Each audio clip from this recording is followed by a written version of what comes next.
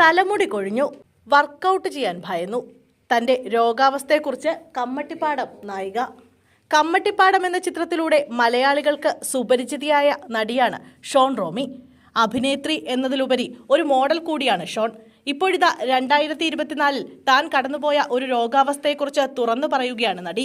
ചർമ്മത്തെ ബാധിച്ച auto immune അവസ്ഥയാണ് താരത്തെ ബാധിച്ചത്. തലമുടി അടക്കം കൊഴിഞ്ഞു പോകുന്ന സാഹചര്യം ഉണ്ടായെന്നും സ്റ്റിറോയിഡ് ഇഞ്ചക്ഷൻ എടുക്കേണ്ടി വന്നുവെന്നും ഷോൺ പറയുന്നു. 2024 എന്നെ സംബന്ധിച്ചിടത്തോളം കുറച്ച് വൈൽഡായിരുന്നു.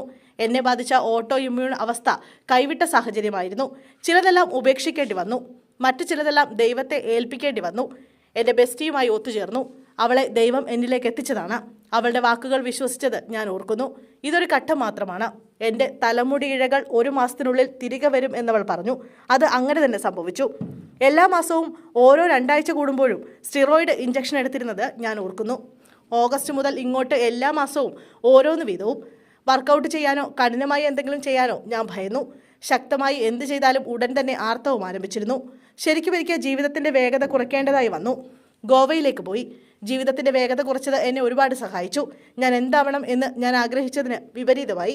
ഞാൻ ആരെന്നതുമായി ഇഴുകിച്ചേരാൻ ആരംഭിച്ചതും സുഖപ്പെടാൻ തുടങ്ങി. 2024 പവിത്രവും ശക്തവും പരിവർത്തനവുമായിരുന്നു. ചിലതെല്ലാം അറിയാതിരിക്കുന്നതിലും നിയന്ത്രിക്കപ്പെടാതിരുന്നതിനാലും ഞാൻ ആശ്വാസം കണ്ടെത്തി, ഷോൺ റോമി പറഞ്ഞു. നീലാകാശം, പച്ചക്കടൽ, ചുവന്ന ഭൂമി, ലൂസിഫർ, രജനി തുടങ്ങിയ ചിത്രങ്ങളിലും താരം അഭിനയിച്ചിട്ടുണ്ട്.